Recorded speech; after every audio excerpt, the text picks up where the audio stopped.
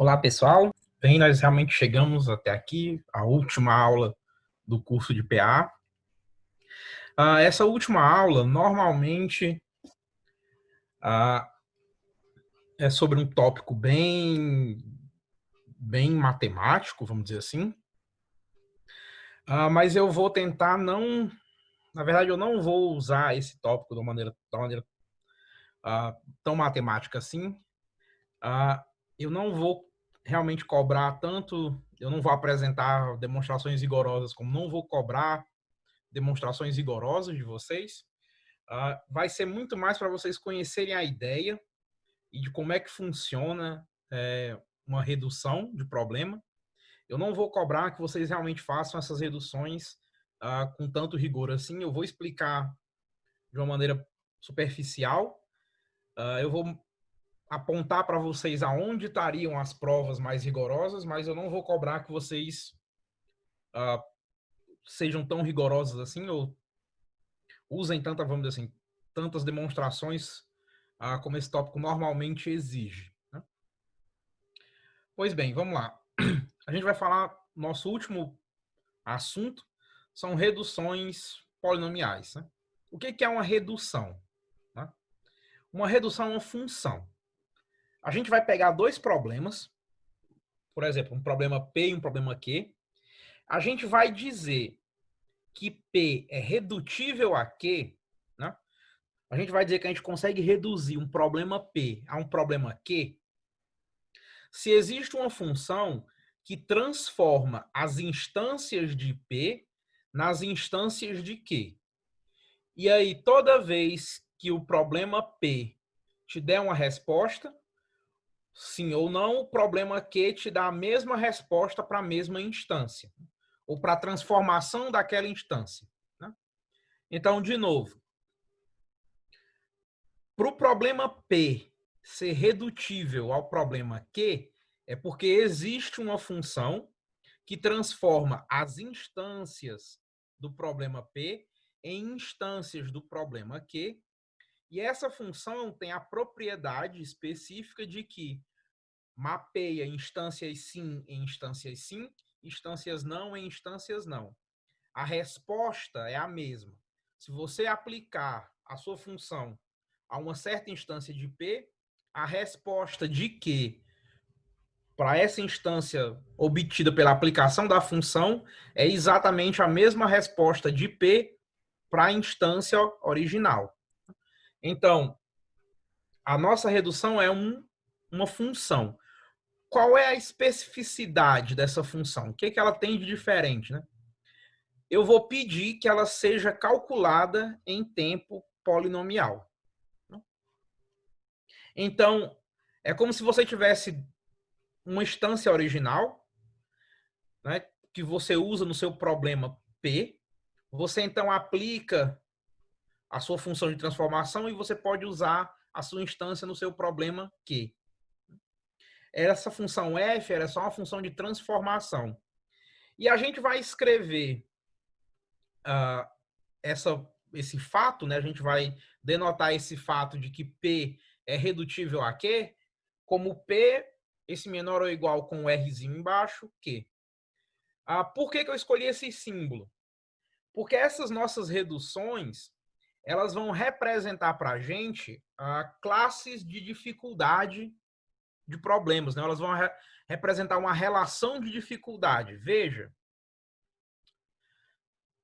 se P é redutível a Q, isso quer dizer que P é mais fácil ou não é tão difícil quanto Q. Né? Por isso que eu estou usando esse símbolozinho de menor ou igual. Né? Essa minha relação vai realmente representar a nossa ideia de dificuldade. Né? Veja, por que eu estou te dizendo que P não é tão difícil quanto Q? Se você tiver um algoritmo que resolve Q, você obrigatoriamente tem um algoritmo para resolver P. Né? Aqui, algoritmo, eu estou dizendo algoritmo polinomial. Se você tem um algoritmo polinomial que resolve Q, você obrigatoriamente tem um algoritmo polinomial para resolver P. Como? Você pode pegar a instância de P, transformar ela em uma instância de Q, usando a sua função f, e agora resolver a essa transformação, resolver a aplicação de f sobre a sua instância de P e obter a resposta. Por que que isso vai funcionar? Porque f tem que ser calculado em tempo polinomial e as respostas dos seus algoritmos que resolvem P e que resolvem Q tem que ser iguais. Então, se você tem uma redução de P para Q, isso quer dizer que se você tem um algoritmo para resolver Q, você também tem um algoritmo para resolver P. Logo, P não pode ser mais difícil do que Q. Ótimo, essa nossa redução polinomial vai permitir que a gente defina duas classes de problemas, que são as nossas últimas classes. A primeira são dos problemas NP completos. Né? E o que são NP completos? NP completos são problemas que, bem, estão em NP, né? E tem mais uma propriedade. Eles são os problemas mais difíceis de NP. Ou seja, todos os outros problemas em NP são polinomialmente redutíveis a eles. Então, esses problemas, eles representam o conjunto dos problemas mais difíceis. Né? Todos os demais problemas são redutíveis a eles. Então, de novo, o que é um NP completo? É um problema que pertence a NP e é um problema tal que todos os demais problemas que pertencem a NP são polinomialmente redutíveis a ele. O que é ser polinomialmente redutível? Ter uma redução dessas, ou seja, ter uma função que transforma as instâncias desse outro problema numa instância do seu problema atual. Ótimo. O que é um problema NP difícil? Né? Um problema NP difícil, ele é a mesma coisa do NP completo, só tem uma diferença. Eu não vou pedir que ele pertença a NP. Eu não vou pedir que ele seja um problema de decisão. Eu só vou pedir que eu consiga ainda fazer a minha redução. Então, qual é a diferença do NP completo para o NP difícil? É só o fato de que o NP completo tem que ser um problema de decisão. Ele tem que pertencer a NP. O NP difícil, ele não precisa ser um problema de decisão. Por exemplo, a versão de otimização, né, do problema da mochila é um NP difícil. A versão de decisão do problema da mochila é um NP completo. Ótimo. A classe que vai nos interessar mais dessas duas são os NPs completos. Né? E aí, como é que a gente vai mostrar que um problema é NP completo? A gente pode pegar e mostrar que o problema, bem, pertence a NP é fácil, mas mostrar que todo problema que pertence a NP é redutível a ele parece ser um trabalho difícil, né? Parece ser um trabalho muito complicado. Então, aí mesmo a gente não tem muita ideia de como é que faz isso, né? Como é que a gente vai fazer, então? A gente não vai fazer isso. Né? A gente não vai mostrar que todo problema de NP é redutível a ele. O que a gente vai fazer é o seguinte. A gente vai ter um NP completo original, e aí eu vou mostrar, para mostrar que outros problemas são NPs completos, eu vou mostrar que esse meu NP completo é redutível a eles. Por que isso vai funcionar? Né?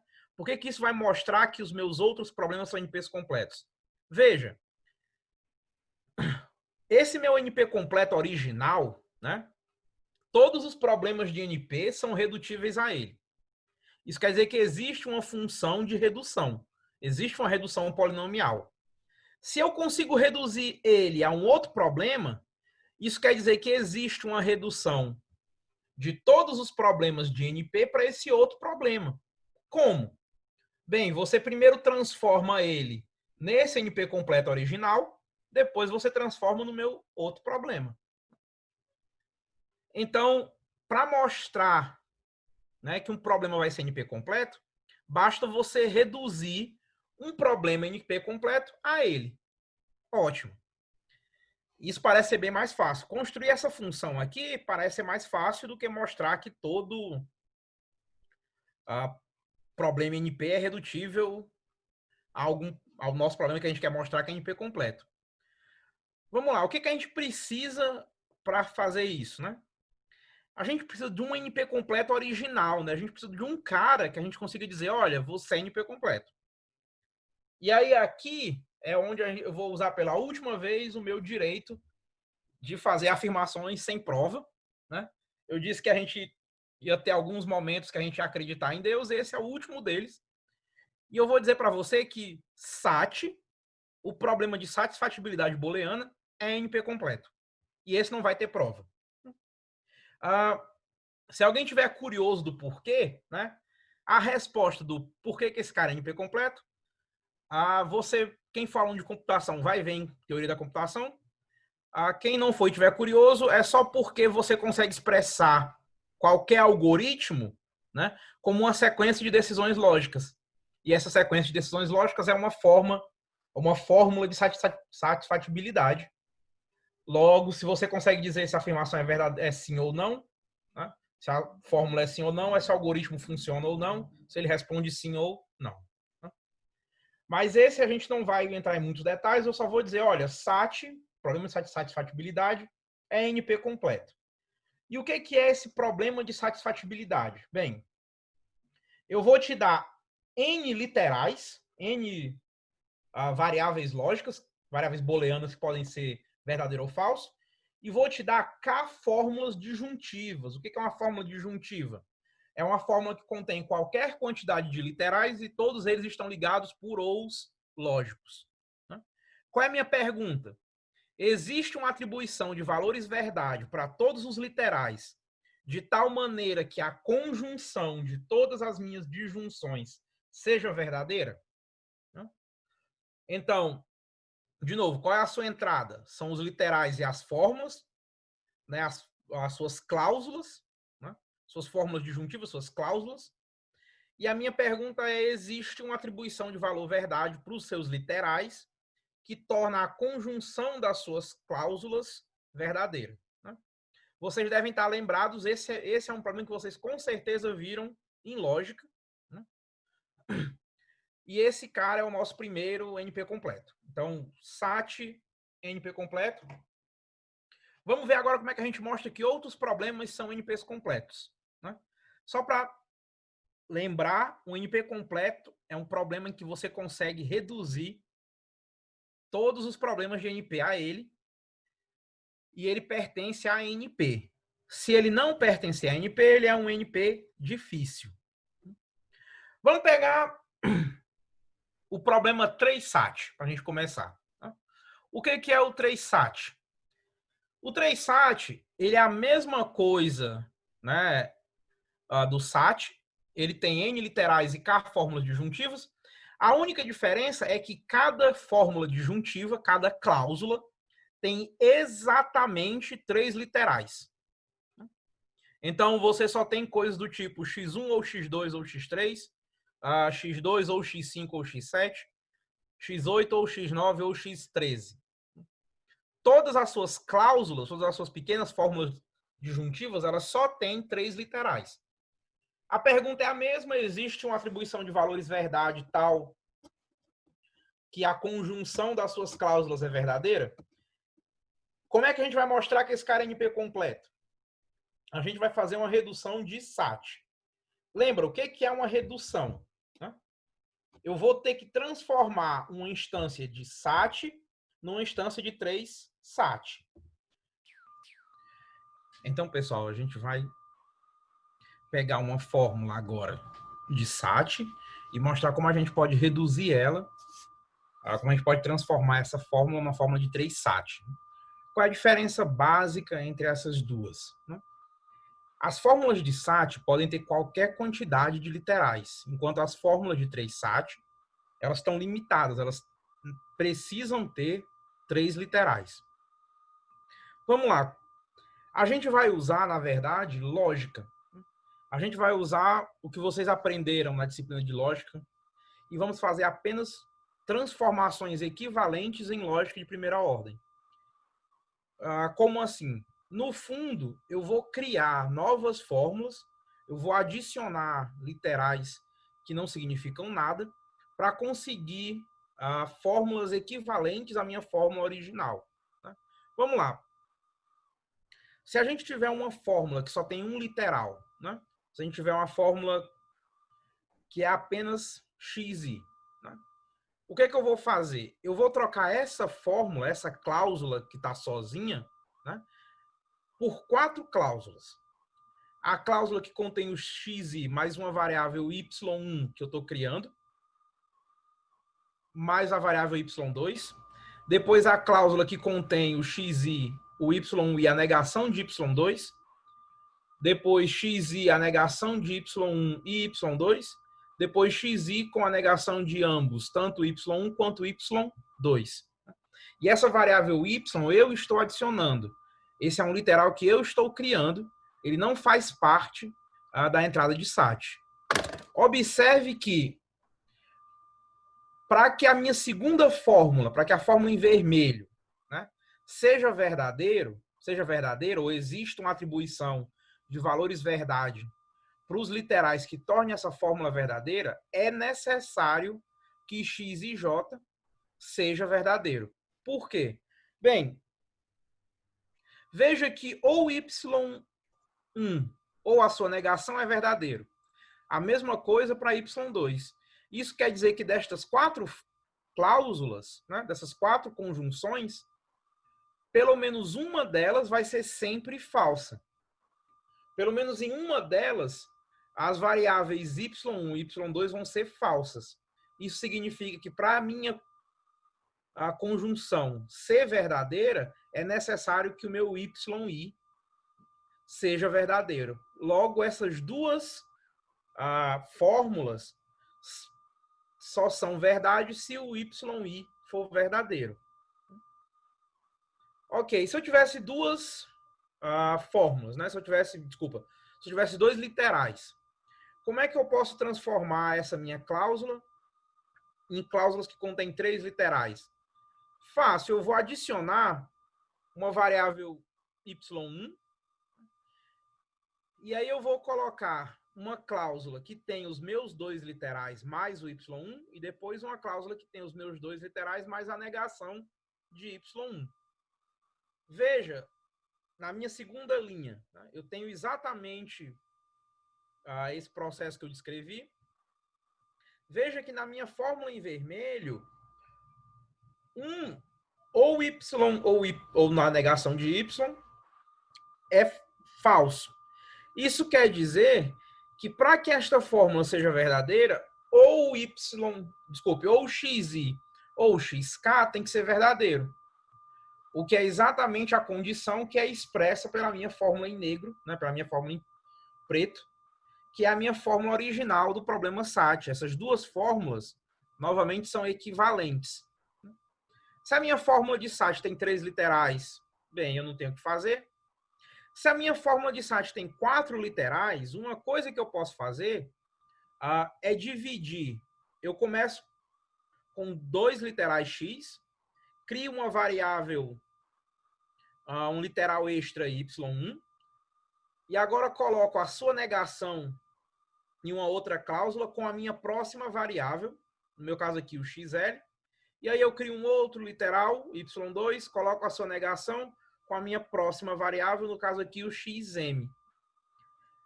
Essas fórmulas são equivalentes, pela mesma razão anterior. Veja que ou y1 ou a sua negação é verdadeiro, isso quer dizer que um dos dois é falso.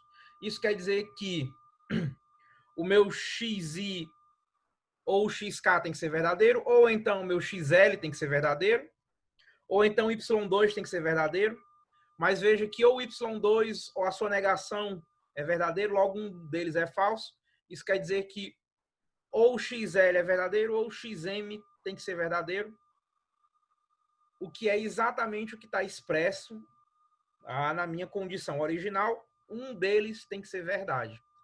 Você deve estar pensando, professor, mas a sua última cláusula só tem 2 elementos. Sim. A minha última cláusula só tem 2 elementos de propósito. Na verdade, você não terminou aqui, né? você ainda precisa aplicar aqui a mesma regra que eu apliquei a 2 literais anteriormente, está na minha segunda linha.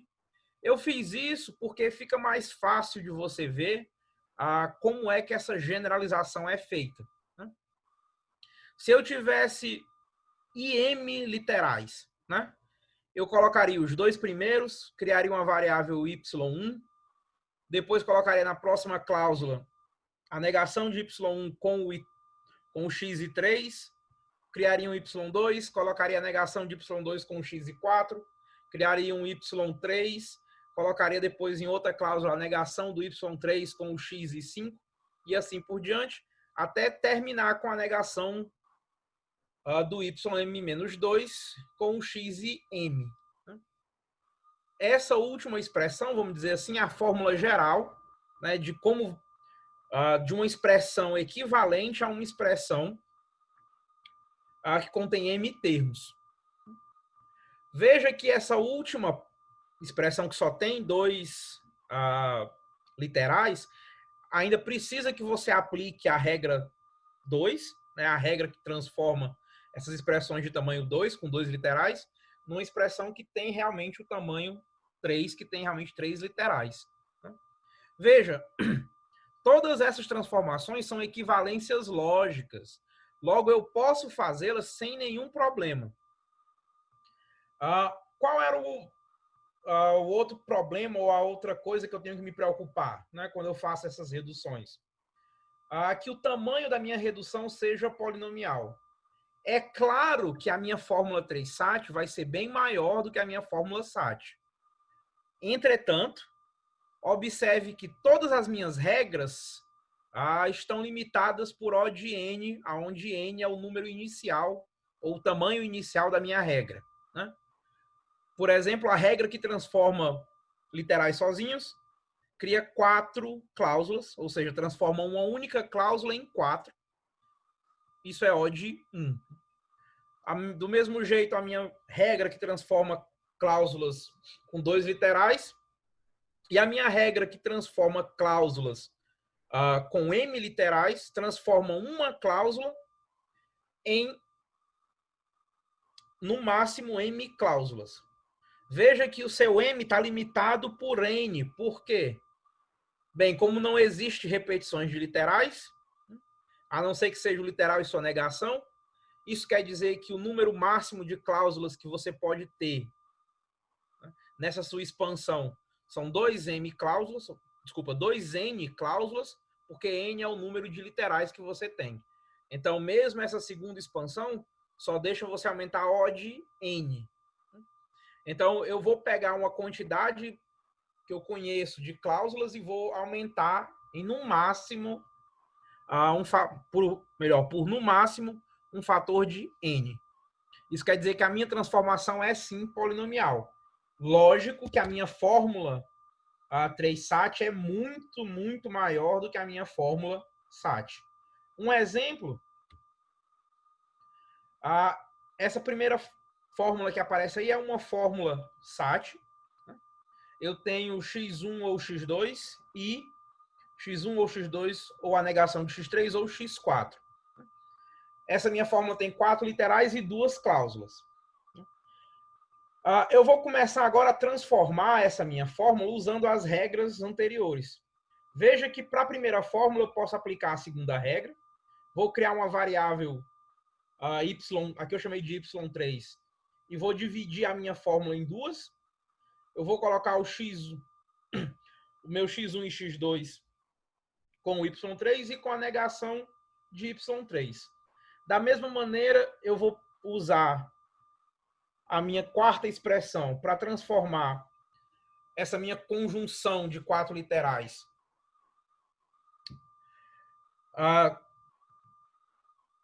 nessas 3 cláusulas que eu tenho, usando x1 e x2 e criando uma variável y4 e a sua negação e criando a variável y5. Como a gente já tinha visto, a última cláusula só tem 2. Eu ainda preciso aplicar novamente a minha regra. E agora sim eu consigo uma expressão equivalente em que todas as cláusulas só têm 3 literais, sendo assim uma fórmula de 3 SAT. Veja, essas fórmulas, a primeira linha, né, a primeira fórmula que está lá em cima, e a última fórmula, essa fórmula que aparece na minha quinta linha, elas são fórmulas logicamente equivalentes. Para que a minha primeira fórmula seja verdadeira, é necessária que a minha última fórmula também seja verdadeira. Para que minha última fórmula tenha uma atribuição de valores verdade que a torna verdadeira, é necessário que também exista essa mesma atribuição para a primeira fórmula.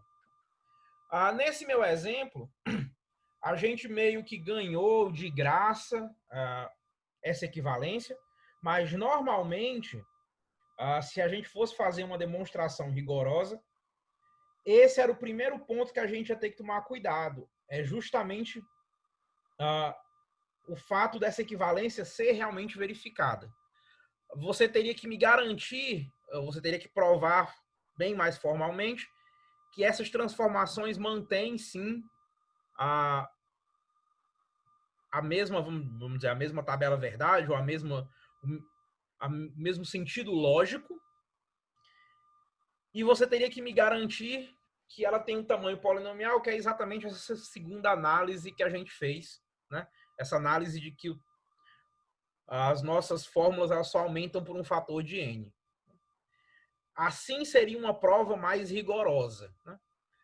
Como a gente não vai fazer essas provas mais rigorosas, e aqui fica bem claro que essas fórmulas são realmente equivalentes, por serem equivalentes do ponto de vista lógico, normalmente a gente vai aceitar, vamos dizer assim, algumas observações sobre os nossos problemas, especialmente algumas observações sobre a transformação das nossas instâncias de entrada, que são baseadas vamos dizer, que são baseadas em alguns conhecimentos prévios que a gente tem de outras disciplinas ou de outros tópicos, como, por exemplo, lógica. Então, vamos lá. O nosso primeiro exemplo de 3 SAT, eu vou usar ele agora para fazer uma outra redução para mostrar que o problema de clique também é NP completo. O que é o problema de clique? Bem, você tem um grafo simples, né, e você tem um inteiro K. A minha pergunta é se existe um conjunto de vértices, que é 2 a 2 adjacente, que é uma clique, e tem tamanho de pelo menos K. Só para ficar bem claro, bem, clique é um problema em grafos, esse é um grafo de entrada. Aí nesse grafo eu tenho diversas cliques, um exemplo de clique é o conjunto 1, 3 e 4. Veja que esses 3 vértices estão todos ligados entre eles, e com isso formam uma clique. Eu não posso colocar o vértice 2 nesse conjunto. Por quê? Porque ele não está ligado ao vértice 3. Então, de novo, clique é um conjunto de vértices que são 2 a 2 adjacentes. É um conjunto de vértices que tem todas as arestas possíveis entre eles. Vamos lá. Como é que a gente vai fazer essa redução de uma string, né, de uma expressão lógica para uma clique, que é uma construção em grafos? Bem, as nossas cláusulas no 3SAT, elas têm 3 literais. Então, para cada cláusula, eu vou criar 3 vértices e vou associar cada vértice a um literal. Agora eu vou colocar as arestas entre 2 vértices, entre vértices U e V, se eles estão em cláusulas diferentes e não são a negação um do outro. Então, eu vou criar um vértice para cada literal em cada cláusula e vou ligar 2 vértices se eles estão em cláusulas diferentes e não são a negação um do outro. O meu K de entrada vai ser exatamente o número de cláusulas. Então, vamos lá, vamos ver como é que fica essa transformação com um exemplo. Se eu tiver a fórmula lógica, né, x1 não x2 ou não x3, e não x1 ou x2 ou x3, e x1 ou x2 ou x3, eu vou criar 3 vértices para a minha primeira cláusula, 3 vértices para a segunda e 3 vértices para a terceira, que aqui estão indicados em azul, vermelho e verde.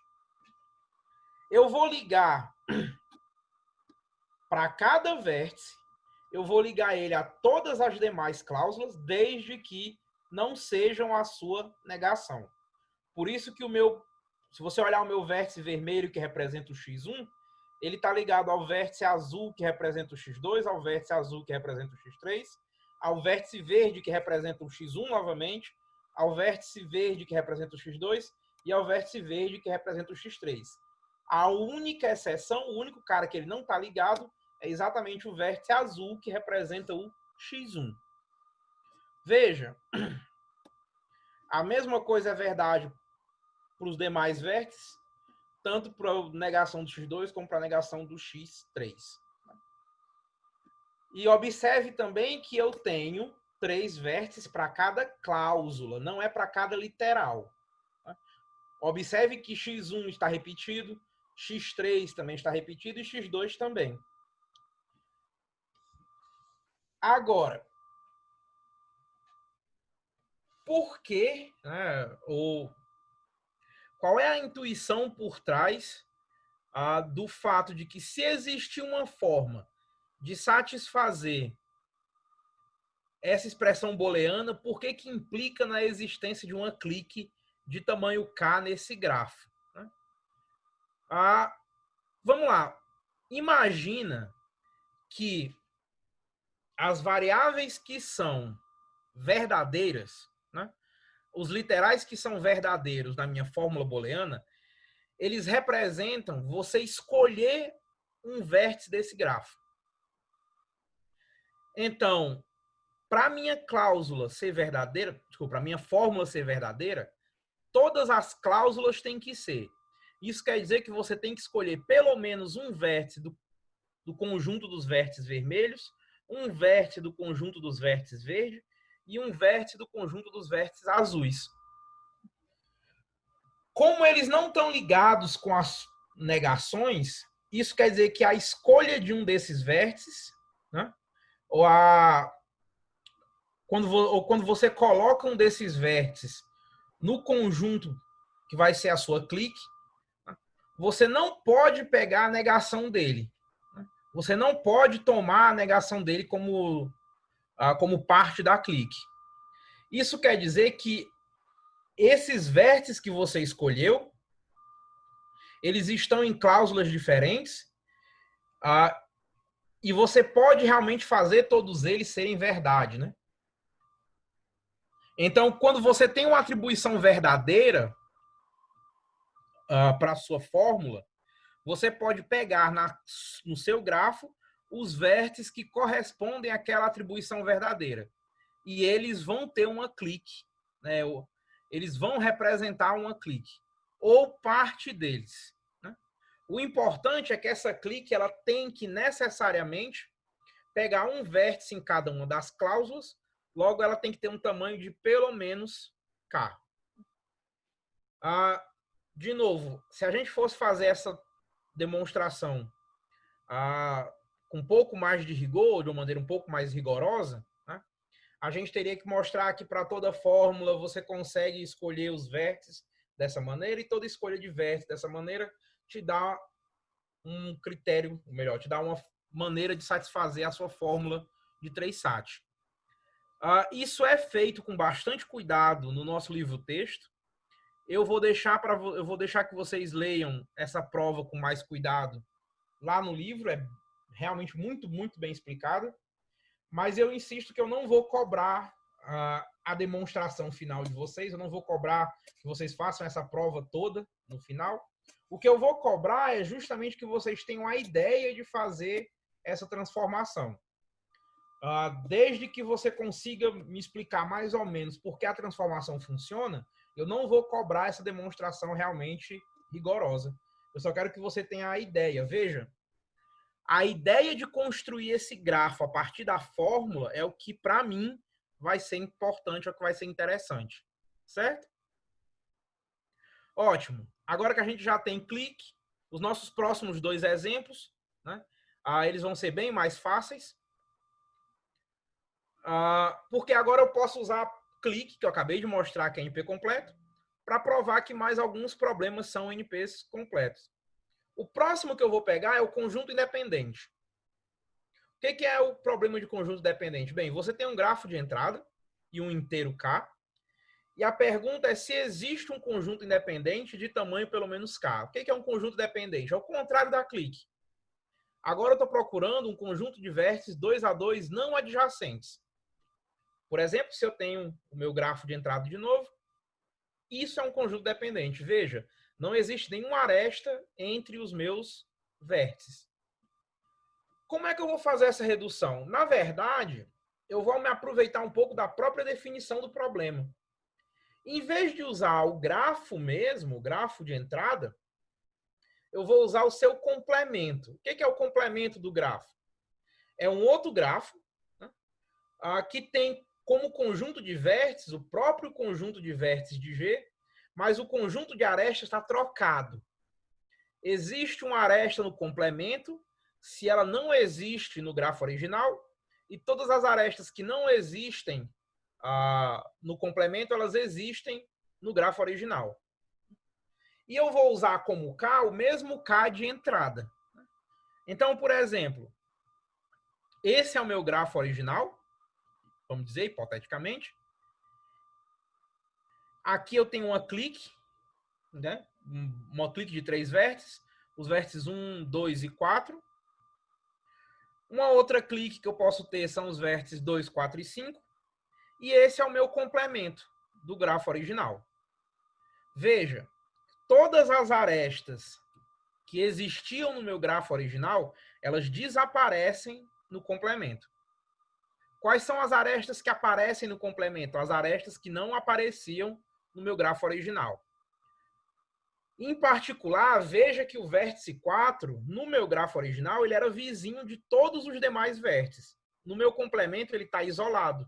Ele não tem vizinho nenhum, não tem nenhuma aresta chegando ou saindo, não tem nenhuma aresta tocando nele. Né? O meu vértice 1 era vizinho de 4, 3 e 2, agora ele só é vizinho de 5 e 6. O vértice 5 não via o vértice 6 e agora no complemento ele vê. Veja, os meus vértices 1, 2 e 4, que eram uma clique, se tornaram um conjunto independente. Por quê?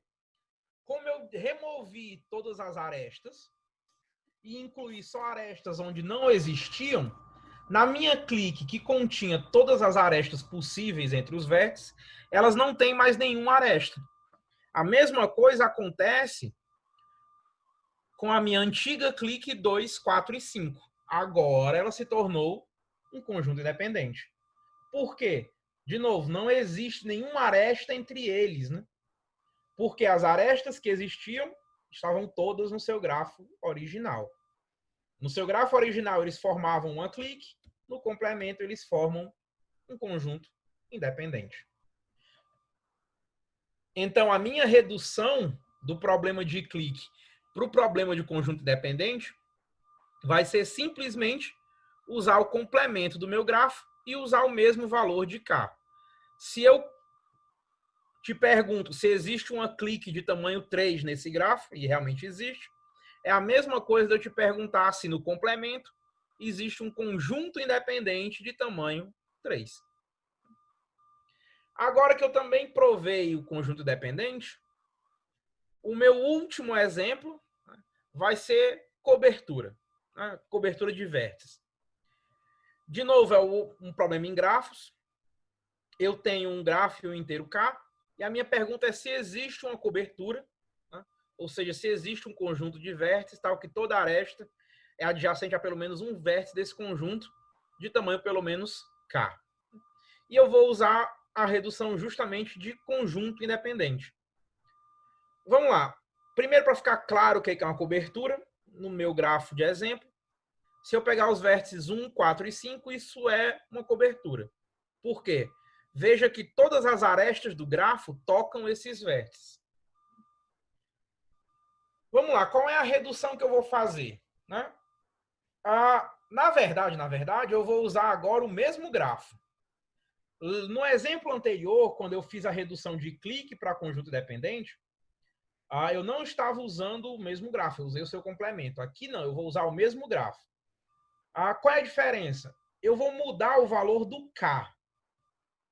O meu valor de K agora vai ser o número de vértices menos o K de entrada para o problema de conjunto dependente. Por quê? Né? Existe um resultado não muito complicado de se provar em teoria dos grafos, que se S é um conjunto independente, V menos S é uma cobertura de vértices. Por quê? Né? Intuitivamente, a resposta para essa pergunta, sem uma prova muito matemática, sem uma prova muito rigorosa, é que se esse é um conjunto independente, ele não tem aresta nenhuma, né? Ele não tem nenhuma aresta entre os vértices de S. Isso quer dizer que todas as arestas do grafo, elas estão em V menos S e elas saem de V menos S para S. É como se você pudesse dividir os vértices do grafo em dois pedaços, né? Um pedaço que é apenas os vértices que estão em S, que não tem aresta nenhuma, e do outro lado os vértices que estão em V menos S, que contém todas as demais arestas. Se você pegar todos eles, é claro que você está pegando todas as arestas possíveis, né?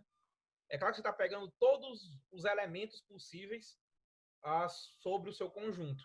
Né? Todos os elementos possíveis para cobrir as suas arestas. Né? Porque todas as arestas estão nesses vértices, né? Estão nesse conjunto V menos S. Então,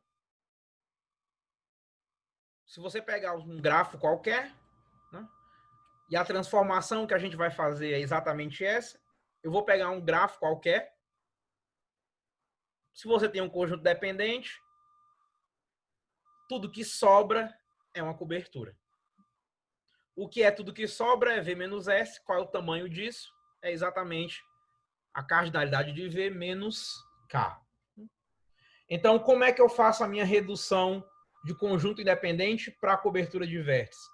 O grafo é o mesmo, a única diferença é que o valor de K, que antes era K, agora é N menos K, onde N é o número de vértices do seu grafo de entrada. Eu tentei passar para vocês mais ou menos a ideia inicial, né? A ideia original, vamos dizer assim, de como você faz essas transformações, de como você transforma um problema no outro. Né? A gente começou assumindo que SAT era NP completo, a gente mostrou que 3SAT também era. Depois a gente mostrou que clique era, reduzindo 3SAT a clique. Depois a gente reduziu o clique a conjunto independente. E depois a gente reduziu o conjunto dependente à cobertura de vértices. Como eu já disse e eu insisto nisso, eu não vou cobrar que vocês façam essas reduções de uma maneira tão rigorosa. O que eu quero é realmente essa ideia de como é que transforma uma instância na outra e uma explicação mais ou menos razoável do porquê que ela funciona. A gente não vai fazer essas demonstrações mais rigorosas, mas elas estão todas no nosso livro-texto. E eu vou pedir que, especialmente os alunos de computação, leiam todas elas. Eu vou indicar onde é que estão essas reduções e eu vou pedir que vocês, especialmente os alunos de computação, leiam essas demonstrações. Elas são, sim, demonstrações bem técnicas, são realmente provas matemáticas bem precisas. A ideia que elas usam é exatamente a ideia que foi descrita aqui para cada um dos problemas, mas elas usam um formalismo matemático e uma linguagem matemática bem mais precisa, bem mais rigorosa do que o que eu estou fazendo aqui. Né? Aqui, no fundo, eu estou dizendo como é que você vai construir as suas instâncias, né? Especialmente nos problemas de grafos, como é que você vai construir as suas instâncias, né? Ou como é que você vai modificar as suas instâncias. Lá é isso também, mas é feito com a notação matemática e com uma análise um pouco mais completa, certo? Bem, pessoal, é isso. Eu agradeço a todo mundo e nós ficamos por aqui.